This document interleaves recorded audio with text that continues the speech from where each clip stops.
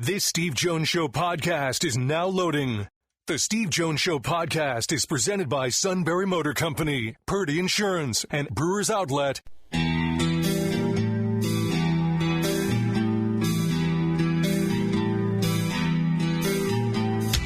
Bringing you an in-depth look at Penn State sports and more. This is the Steve Jones Show on News Radio 1070 WKOK. The Steve Jones Show is presented by Purdy Insurance, Brewers Outlet, and Sunbury Motor Company. Now from the Sunbury Motor Studio, here's Steve Jones. And this half hour being brought to you by good friends at Brewers Outlet, Reagan Street in Sunbury, the beverage supermarket. It's the weekend. It's the Labor Day weekend. Imports, domestics, microbrews, the best selection of beer anywhere. Wine coolers, water, soft drinks, snacks. They roast their peanuts fresh and out every day. 6 great flavors of slushies. Ready-to-drink cocktails like High Noon, Jack Daniel's, Crown Royal. And the pickle bar led by my 2 personal favorites, the Barrels and the Dills. Indeed, second to none. All at Brewers Outlet, Reagan Street in Sunbury, the beverage supermarket. Governor Shapiro coming up in just a couple of minutes. Really looking forward to the conversation with him. And we'll talk about the impact of sports in this state. And he's a big sports fan anyway, which is great. So I'll enjoy that conversation very much. But Penn State men's and women's ice hockey, January 31st, will be playing in Beaver Stadium. This will show the NHL. And look, the NHL is looking for big venues, and they're looking for big venues, especially up north, that can host these outdoor games, these showcases. They've done it at Notre Dame. They've done it at Ohio State. They've done it at the University of Michigan. They've done it at Target Field in Minnesota. And Penn State's going to host 2 college games. Penn State, the men's and women's ice hockey in Beaver Stadium on January 31st. The key is going to be the parking lots. Like, you don't know, for example, you hit one of those periods of time where it's just cold here and the parking lots are rock solid and you use all of them. Or whether there's been rain or there's been a thaw or something and you may have to use the satellite lots. That to me is the key to it. And it's being done on January 31st. You'll be able to get the field back in shape after that. I remember being in Minnesota for a basketball game. And it was right after they had the Winter Classic between the Wild and the St. Louis Blues, and my room overlooked Target Field where they played it, and you could still see the outline of the hockey rink on the field. Right, so, you do have to get that back. But, yeah, that's coming up. Now the Micah Parsons deal. This, to me, Todd, is the equivalent of when the Packers were able to sign Reggie White. I see this. Reggie White shocked. Remember, he shocked everybody, and he signed with them as a free agent.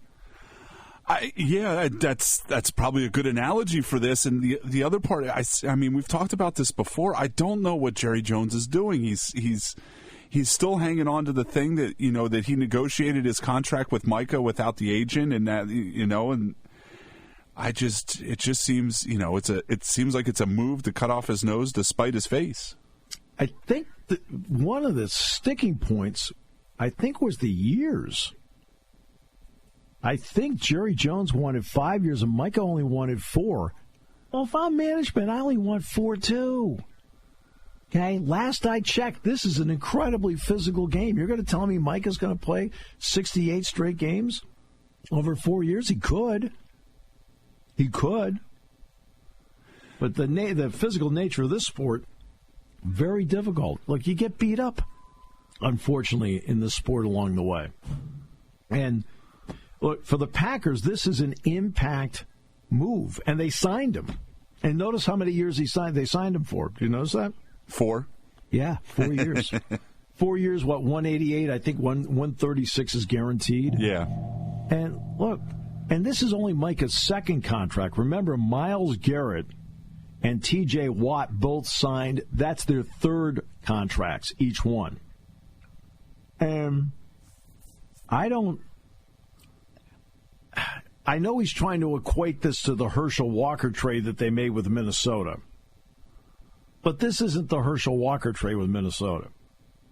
It's just not, because when they traded Herschel Walker, he's the only guy they had, and they just needed as many pieces as possible. That's not what this team happens to be. And right now, I know they have Dak Prescott and CeeDee Lamb, but in a lot of ways, I would feel better if I were a Giants fan than a Cowboys fan about what direction my franchise is going in. Now, the Eagles feel best of all. They're king of the hill. But, I mean, the deal made no sense. This is the equivalent of taking Paul Skeens and dealing him for prospects. Exactly what are you getting out of it? Don't put any ideas in anybody's head. What, you don't think it hasn't crossed their mind? Well, I know it has. And you don't think the fans have sat there saying, how are we going to keep this guy? I mean, you can't keep paying him the major league minimum. You can't keep doing that. But, I mean, this is, for the Packers, a major league deal. And it may take a game for Micah to get himself into game shape, because it sounded like he was going to be iffy for the opener anyway, maybe spot duty at best, based on how the preseason has gone. But I can assure you, as somebody who's been around him when he was here at Penn State, it doesn't take much for that machine to get ready. He is incredible. He really is in incredible shape. But this is the kind of game wrecker that Green Bay needed.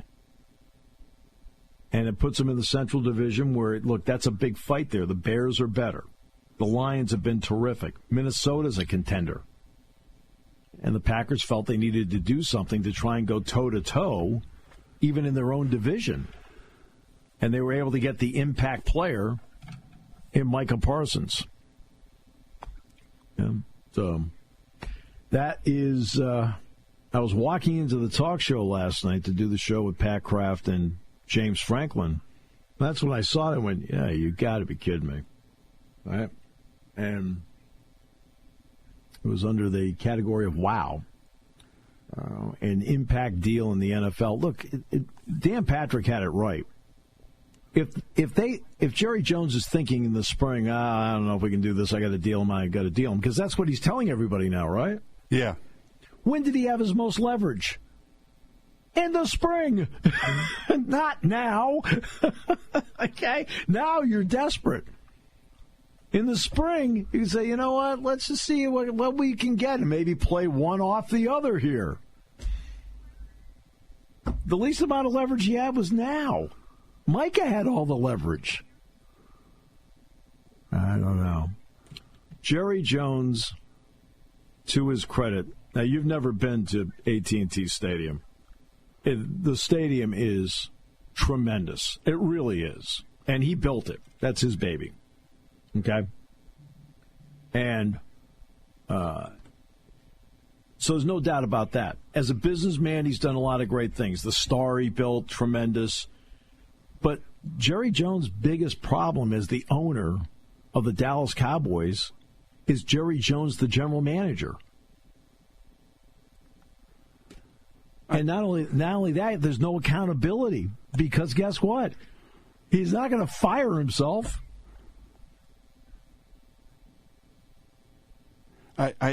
Maybe it was I was listening a little bit to Rich Eisen while I was doing the podcast yesterday, and somebody in the Rich Eisen show mentioned that, you know, there probably wasn't anybody, they don't even think Steven could have stepped in at this point and gotten it, you know, and talked him out of this. I doubt it. I mean, it just sounded like he dug in and that was it. Yeah. But the period of time in the spring was the period of time where he had the most leverage to make a deal. Right? And they didn't make the deal. Simple as that. And now they've made the deal. They'll get 2 1s And to the credit of Jerry Jones, back in the day when they traded Herschel Walker to Minnesota, they did a great job of utilizing their first-round picks in that trade. But they're going to have to hit on both the ones. Kenny Clark's a good player. He's 29, defensive tackle. I've always liked him. I think he's a good player. But you're trading a great player for a good player. Steve, we have the governor on the phone. Well, I think then we'll change gears. What do you say? I think that's a good idea. And we're very pleased to welcome the governor of the Commonwealth of Pennsylvania, Josh Shapiro. Governor, welcome. Great to have you with us. Steve, it's great to be with you. And excited to talk sports with you and big fan of your work. So thanks for having me on. Well, thank you. Appreciate that. All right, so as you know, Jack Ham and I will go into our 26th season starting tomorrow at Penn State. So my question is, because Jack is a proud son of Johnstown, you were around that Johnstown softball team. How thrilled were you for them, but also at the same time, what did it mean to you to meet them? So it was incredibly special for me to meet them, not just as a proud governor, to be able to say that we brought home the Softball World Series here to Pennsylvania from this wonderful team in Johnstown. But I got to tell you, as a dad to four kids who I coached in various sports when they were younger, it was incredibly special for me to see the relationship that their coach, Les Gaunt, had with his players, including one who was his daughter.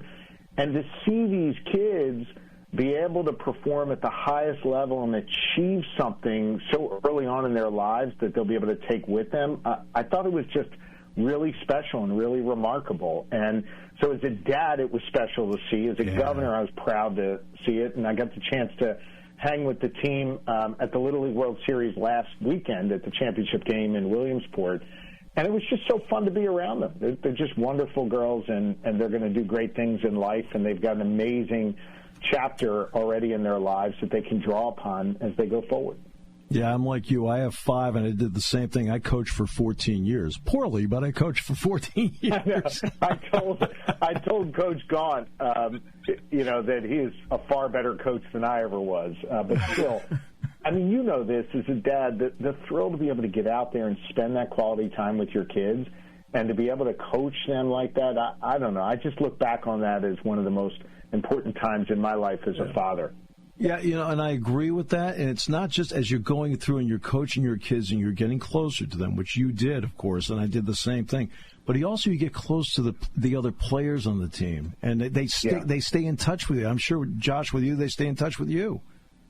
I got to say, I was walking in a parade for July 4th this year, and one of these kids comes running off like the sidewalk there, right? Yeah. And says, "Governor, you coached me in, this year, whatever." Meanwhile, I coached that kid when he was like in 5th grade. He's now a giant, right? He's like towering over me. And he's like a grown man. And I thought to myself, wow, how about that? The fact that kid remembered that I was his coach was really special to me. So, yeah, it's not just the ability to spend that quality time with your own kid, but to help other young athletes develop at a young age. It's really special. From that perspective, and also from the perspective of junior high, high school, and into college, what do you think being a part of a sports team means to the growth of young people in this state? I think it is vitally important. And look, I'm a sports guy. I love to play everything. I love to watch everything. Yeah. And so I'll answer the question on sports, though I think you could draw it out and say the same thing about theater, about art, about music. Yes, please. I think there's something special about sports that allows people to be together, to communicate with one another, even when they're from different walks of life or have different views on life or on politics or what have you. I think sports is still like a universal language, whether you're playing it or whether you're sitting in the stands at a game watching it. Mm-hmm. I mean, you think about when you got damn near 100,000 people sitting at Beaver Stadium.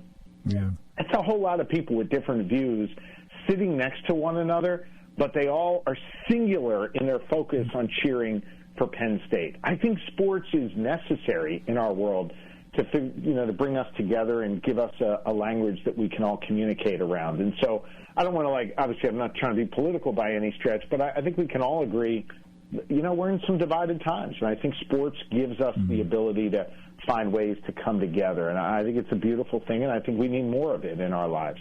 And you're also right about theater and all the other walks that bring people together, but there's something about a sports locker room. And I've talked to James Franklin about this. I talked to Joe Paterno about this many times. Yeah. It's amazing what a locker room does where you're all wearing the same uniform and all the other stuff doesn't mean anything except you're just one group. There's no question. I think if you look at the great coaches that we've been fortunate to have here in Pennsylvania, you mentioned two of them, Joe Paterno and of course, Coach Franklin. But you think about Jay Wright at Villanova, right? Or before that, John Chaney at Temple University, right? I hate to leave anybody out, but we have had these coaches at the collegiate level be able to create community in a way that helps people not see their differences but find their commonality. And I think that that's an important lesson, whether you're talking about youth sports like the Little League teams we were just talking about or the traveling teams you and I used to coach with our kids. I think it's really important to find ways to find that common ground, and sports does it. Yeah, no question. I'm glad you mentioned Jay, and I'm glad you mentioned John Chaney, because all the conversations, Governor, I had with John over the years, John did a lot to help people that may not have had the ability to get into a college right away, and then he got them degrees by using basketball, and that's what John Chaney was able to do. There's no question, and there's just no question about that. I went to Fran Dunphy's final game at LaSalle. Yeah. I would put Fran Dunphy in that column. Yes. Obviously, he didn't win to the degree that Jay Wright won at Villanova, but I would argue, what he did for his players was just as important. And I remember watching him go through that final game, happy for him as a man that he could now move on to the next chapter in his life, but kind of sad that it was the end of an era in Philly basketball, in our coaches. Now, we've got the next generation coming along, right? At Penn State, you got Rhodes and Franklin and others who I think are doing the same thing. They're obviously in the earlier stages of their career, but I think it is just really important that we celebrate coaches who are able to do that kind of, mentorship and creating community with their players. I think I would say you and I are a couple of GSD guys getting stuff done. For sure. Okay. You do what I call management by walking around. You go all over the state. You are not in the office all the time. What have you picked up from the people of this state just by talking to them and their passions in life, their passions about sports, things like that have really resonated with you? I think oftentimes when people see their elected leaders, they see them in a position of speaking to them, right? Maybe they're behind a microphone giving a speech, or they're in a community meeting giving a speech. Part of the reason why I like to get out of the office and get around Pennsylvania as much as I do is because I like to be an active listener. When I show up in communities and get the chance, not in scripted settings, but in an environment where you can really listen, that's where I learn the most from people. That's where I see their faces kind of rise and fall on the things that I say, and I'm able to learn from them the things that are worrying them, that are on their mind. I think what's remarkable, frankly, is just how similar what I hear from people is, notwithstanding how different the terrain looks, right? Rural, urban, suburban communities. The folks just kind of want the basic things, right? They want their kids and grandkids to get a great quality education. They want to live in a safe community. Yeah. They want to have economic opportunity in a place that they love. And it's always been remarkable to me as I listen to people, just how similar the themes are, even though the communities look really, really different.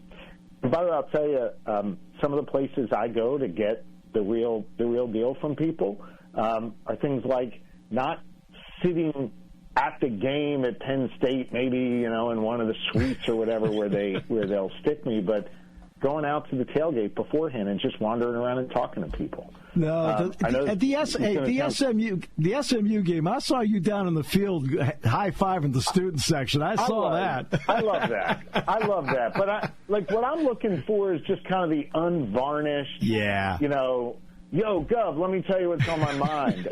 And you get that at the tailgates, man. You really, really do. It's pretty special. Yeah, I go to tailgates. I get a lot of questions. Hey, Steve, what did they call that for? I'm like, hey, look, man, I just call the game. This is a state that has a Super Bowl champion, a Final Four team last year in football in Penn State, national champion in volleyball, Final Four team in Pitt in volleyball, national champion in wrestling. We know what Villanova's done all the way through. We talk about hockey. Hockey, Frozen Four there? Frozen Four, and I just saw Guy Godowski last night, and the 31st they're going to play 2 hockey games at Beaver Stadium. Okay? Yeah, it's cool. Of January. But we talk at the university that football is not the university, but it's the front porch. And you have the ability to say, it's a pretty nice front porch. Let's take a look at the property. In some ways, are Pennsylvania sports helping, not completely the front porch, but helping the front porch of Pennsylvania look pretty good? Yeah, for sure. I think I've never heard that term before, but I think it's the right one. It is the front porch. It may be the way people kind of see the facade of Penn State, and they go, boy, that looks really cool, right? Yeah. Hockey, wrestling, volleyball, football, of course. I got high hopes for Coach Rhodes and the basketball team this year, too. So I think the porch gets you to look inside. And then, oh, my God, you look inside, the greatest agriculture school, I think, in the country, top research institution in the country. They're leading on AI on so many different fronts. I am so bullish on Penn State and the academics there. I think Neely's doing a fantastic job. So, yes, I think the sports do open up people's eyes to Penn State. Now, listen, I'd be lying to you if I said that the state of college athletics is healthy. I'm worried about the transfer portal. I'm worried about the NIL. I'm worried about this sort of arms race with money that, starts to de-emphasize the scholar athlete and just focus on the athlete. And I'm not by any stretch blaming Penn State for that. I think that is a more universal challenge. I think Pat Kraft is doing his best to work through that process, and I admire his leadership. But I think it is important that we get this under control so that front porch can be inviting and turn people on to Penn State, but that we maintain the notion of scholar athletes and young people who come to get not just a great sports experience, but an amazing education.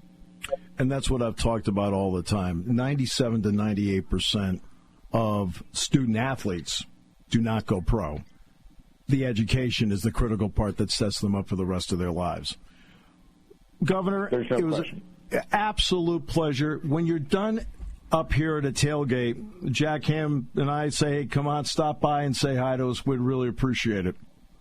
Man, I would love that. We got some great games coming up this season. Obviously, hopefully, Nevada will not be a great team. It'll be a blowout, and then Florida International and Nova. But then it really gets exciting when Oregon comes in late September. And would love to get up there and come join you guys in the booth and spend some time with you. I think what you do is super exciting. And listen, back to the first part of our conversation, you're bringing a lot of joy to people, and you're bringing a lot of people together who otherwise wouldn't find common ground in these challenging times. And so I appreciate what you guys do, and I appreciate the way you've been doing it at a high level for so long, and look forward to spending some time with you as the season progresses. Governor, it was a privilege for us and for me. Thank you so much for your valuable time today. This was part of your walking around tour. You just did it on the phone. I love it. I'll see you guys soon. Thank you. Thanks so much. Governor Josh Shapiro, the Commonwealth of Pennsylvania, joining us. Big sports fan, and you can tell by the way he was so well-versed on everything, right? He walks the walk, he talks the talk when we talk about sports, and it was very enjoyable for me. It was a conversation and not just an interview. We will come back with more in a moment here on News Radio 1070 WKOK.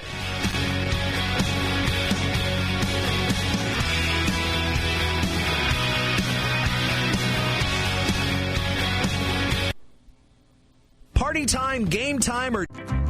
What does every USAA member have in common? Family. We're one big family who supports the military community and their eligible families. And if you, your parent, or spouse served, you could join our family and save big on auto insurance. Visit USAA.com/join today to check your eligibility. Membership eligibility and product restrictions apply and are subject to change. USAA means United Services Automobile Association and its affiliates, San Antonio, Texas. Just fun time. Doesn't matter what time it is because it's Brewers Outlet time. The beverage supermarket has the area's largest beer selection. Imports, microbrews, ciders, and domestics. Pick from over 100 ice-cold 12-packs and dozens of 24-ounce singles. Soda, snacks, hot sauces, fresh roasted peanuts. Make it one-stop party shopping, and don't forget the pickle bar. So whatever you're celebrating or just doing it up, Brewers Outlet, Reagan Street, Sunbury wants to see you. And thank you for your years of patronage. How much can you save with 0% financing for 60 months at Sunbury Motors Hyundai? Just listen. Save $8,987 in interest on a 2025 Hyundai Santa Fe. Save $9,780 in interest over the term on a 2025 Hyundai Palisade. And to make it even better, Sunbury Motors Hyundai has additional discounts. Get an additional $2,250 SMC discount on 2025 Hyundai Santa Fe SELs and an additional $2,500 SMC discount on 2025 Hyundai Palisade Calligraphies. Remember, all new Hyundais come with Hyundai Assurance and are backed by America's best warranty. 10 years, 100,000-mile limited powertrain warranty. Be a hero with zero. Save nearly $10,000 now with 0% financing for 60 months plus SMC discounts. Only at Sunbury Motors Hyundai in the North 4th Street Auto Plaza, Sunbury. Vehicle savings based on finance comparison between 0% and 5.99% APR for 60 months. See dealer for details. Hey, it's Paris. You know I love sparkly things, right? Like stars. Duh. And thanks to Hilton and AutoCamp, I just slept under them. Picture me, serving looks by the fire outside my luxurious Airstream, making s'mores with the kids, while a national park is our backdrop. The great outdoors meets Hilton hospitality. That's hot. Explore all the new ways to stay at Hilton.com. Hilton for the stay. Details. Two trusted local banks, one stronger future. Mifflinburg Bank and Trust and the Northumberland National Bank have joined together to become Central Penn Bank and Trust, a new name built on shared values, local roots, and a commitment to serving you better. A new look, a new website, and even more convenient locations. But here's what stays the same. The people you know, the service you trust, and the promise to always put our customers and communities first. Central Penn Bank and Trust, bridging communities, building your future. Visit centralpennbank.com. Member FDIC, Equal Housing Lender.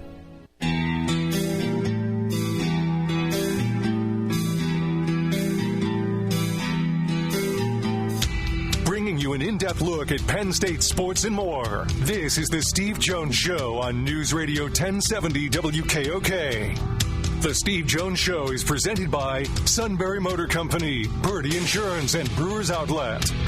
Now, from the Sunbury Motors Studio, here's Steve Jones. And this half hour brought to you by Purdy Insurance, Market Street in Sunbury. Go to purdyinsurance.com. Auto, home, life, business, boat, motorcycle, RV, Medicare products. Yes. They will help you with everything. Everything. And they'll do everything they can to make you, A, fully insured, critical, but also save you money. Customer service means everything to them. At Purdy Insurance, Market Street in Sunbury, go to purdyinsurance.com. Our thanks to Governor Josh Shapiro, who joined us in the opening half hour today. You can tell the man is passionate about the state, but also passionate about sports. And it's always fun to talk with anybody who just loves sports, and you can tell he's into what's going on here at Penn State with football program, the hockey program. And yes, the hockey program will be playing in Beaver Stadium on January 31st. Men's and women's ice hockey playing in Beaver Stadium on January 31st. And this will be a great trial run. Now, what they're going to do, how many seats and things like that. I mean, I don't know if those temporary seats above would be used for this. I don't know. Those are all things I can't answer right now. But this will be a great indicator to the NHL about the ability to host the Winter Classic here. Now, look, they'd love to have Penn State do it, but this will tell them a lot about it. And the key to me, because they've winterized the stadium. The stadium has been winterized. So that is a big part of it. But the parking lots, to me, that's no matter what, whether you're playing the Winter Classic or you're playing this, that's going to always be the great unknown. Will you need the satellite lots, or can you actually use the parking lots? You just won't know until you get to the week of the event. It's simple as that. How hard is the ground? I was going to say, it's central Pennsylvania. They might not know until the morning of the event. It could very well be that way. The morning of. What do you think? Well, I'll tell you right now, we haven't had a thaw in 2 weeks. That's good. Let's park the cars. There'll be no problem parking here tonight and tomorrow, I can tell you that. The lots are in great shape right now. We haven't had much of anything here in the past 2-3 weeks. So... No, I was just going to say a couple showers here and there. Yeah. Now, last night, Nebraska won. They held off Cincinnati. Nebraska's ability to win close games has bedeviled them the last couple of years. Last night, they won a close game by 3. They had a big interception late to stop Cincinnati. Cincinnati now has lost, 6 in a row or something like 7 in a row.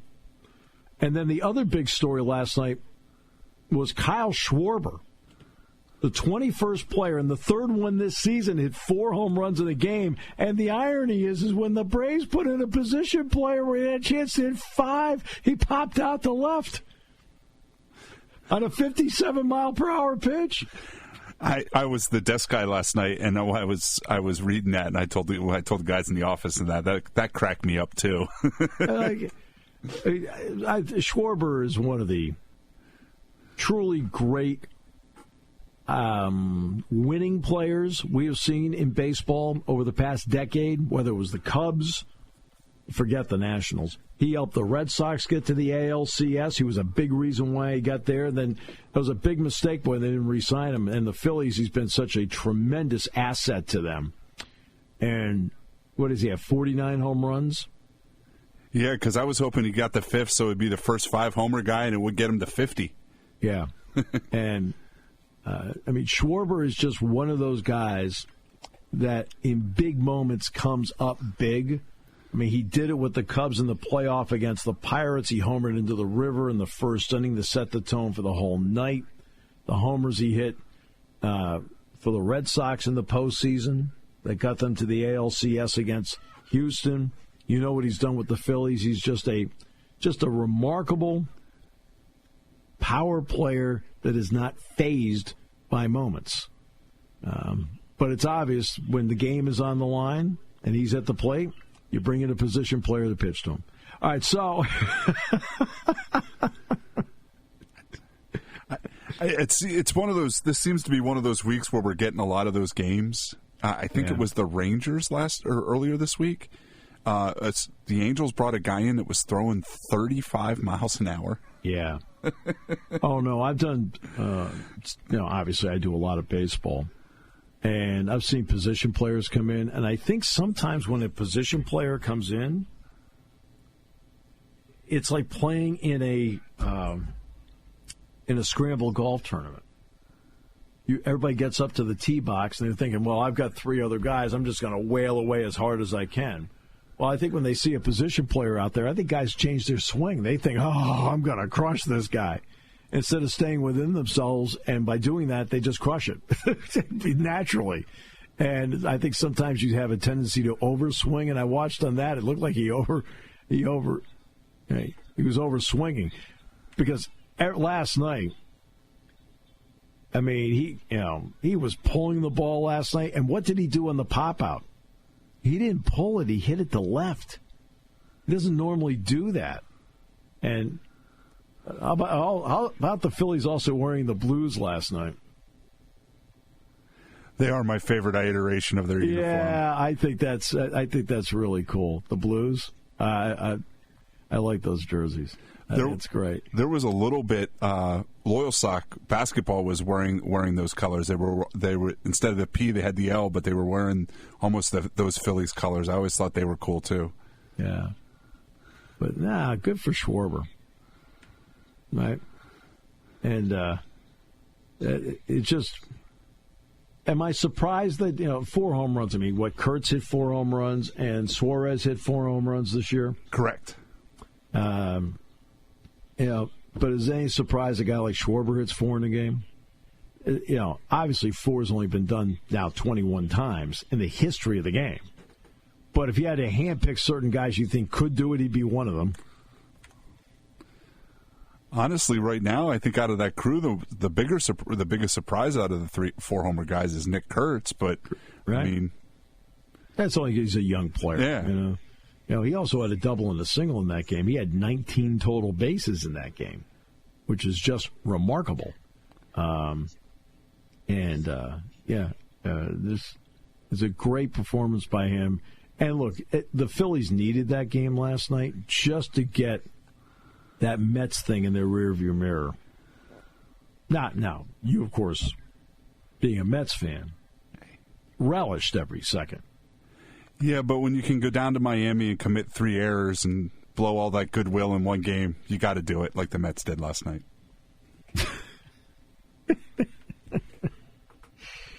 Yeah, they do have that ability.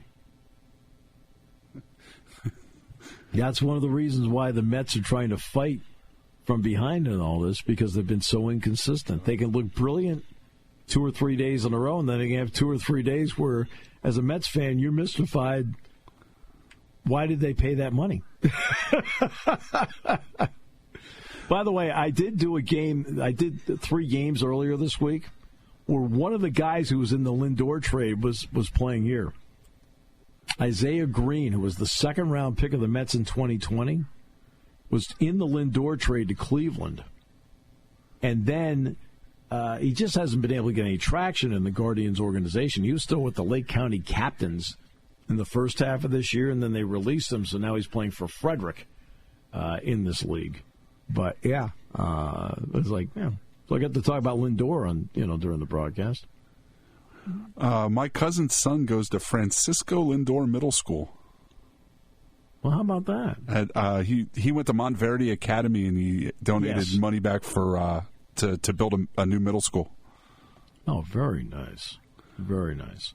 Yeah, I mean, when athletes have success and can give back, I think it means a lot to people. 4 home run game. How about that? Imagine having a ticket to that game last night. The suit said that Schwarber said in a post-game show last night that he regretted asking how many players had hit 5 homers in a game. Which means you were right. He ran up there when he saw the position player. Oh, of course he did. You know, you change your swing. It's like being like you do all that stuff. It's.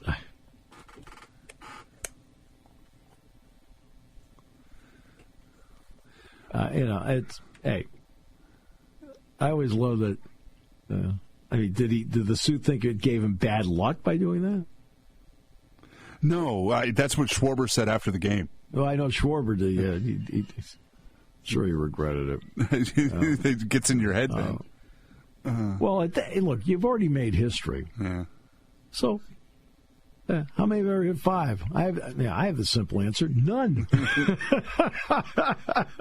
None. And I think for the Phillies, this is how they're going to win in the postseason. They're going to have to, they're going to have to put runs on the board. It's not as if they're not going to get some good pitching performances, because they will get some good pitching performances. But the Wheeler hole is a hole that is tough to fill, and thus filling it will be, scoring. And it's not that the Phillies have a bad. Their pitching's not bad. It's not. Their pitching is fine. Wheeler's just that cut above in the postseason that every team needs. Okay, all right. So you got to. It's everybody has to make up for that. And the Phillies, of course, are an exponentially better team when they're hitting home runs. They're not a team that produces a lot of runs, but when they're hitting home runs, they score a lot of runs. Just one of those teams. It's the way they play. So, and Schwarber's a big part of that. Getting Alec Bohm back really helps.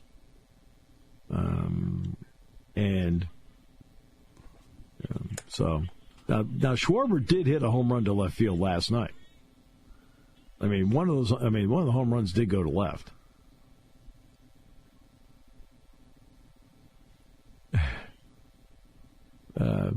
Must have been a fun game to be at last night. Unless you were a Braves fan. Yeah, I'm sure they both were disappointed there. Yeah. I was in the cage. He says, how many guys have hit 5? He says, none. He says, oh, okay. So he ran up there and he overswung. He's like, guys, a 57. Here we go. No. The batting practice pitches he got in the All-Star game and the swing-off were better.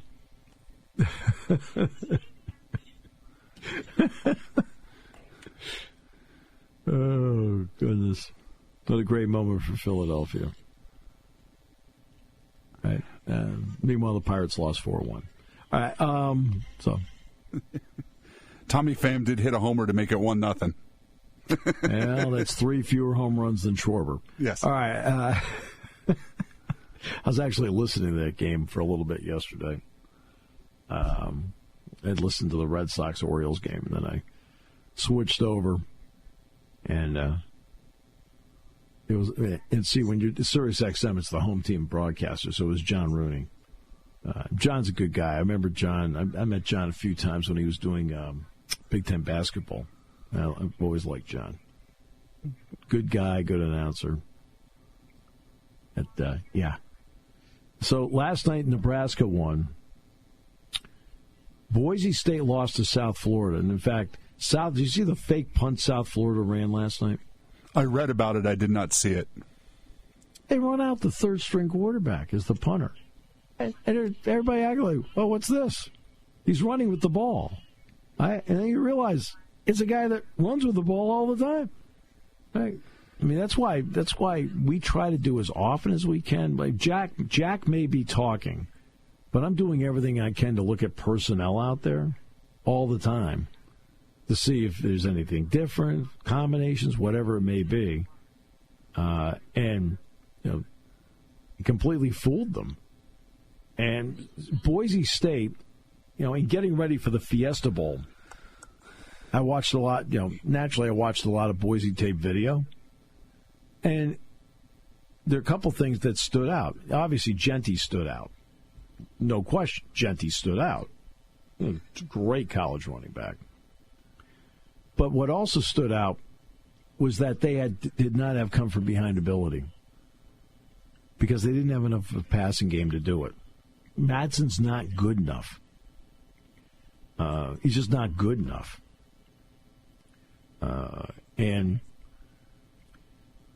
And you watched last night, what happened? He doesn't have Genty now to play action. And because they didn't have Genty to play action, it changes everything.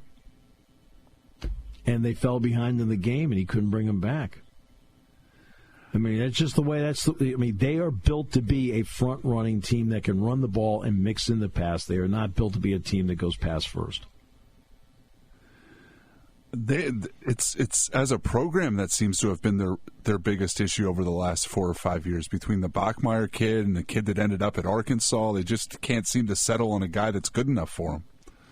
Well, I think it's more than that. I think, look, with all due respect, you're Boise State, right? Okay, you're not a Power 4 program, and a lot of the top quarterbacks are in the Power 4. And they want to be in the Power 4 because they see the Power 4 as an avenue to get them into the NFL. Right? That's just, to me, that's a common sense thing.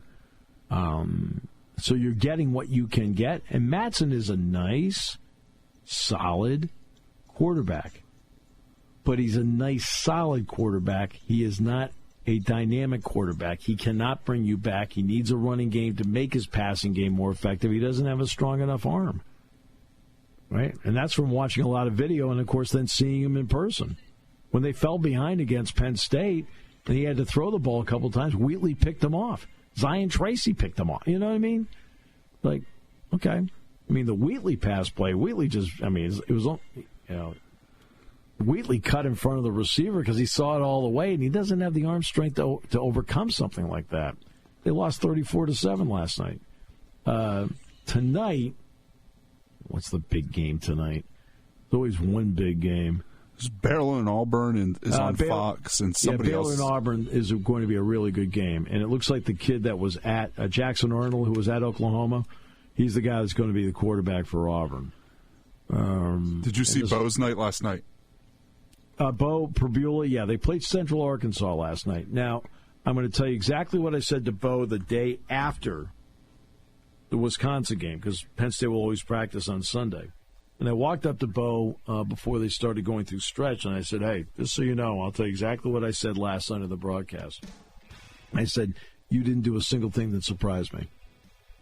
Right? Well, last night in watching the highlights, because I didn't watch the game, in watching the highlights, he didn't do a single thing that surprised me. He can throw the ball and he can run the ball, and he is a handful in the red zone because you have to account for him in the red zone. So, all right. Back with more in the next half hour. This is brought to you by Purdy Insurance, Market Street in Sunbury. Go to purdyinsurance.com here on News Radio 1070 WKOK.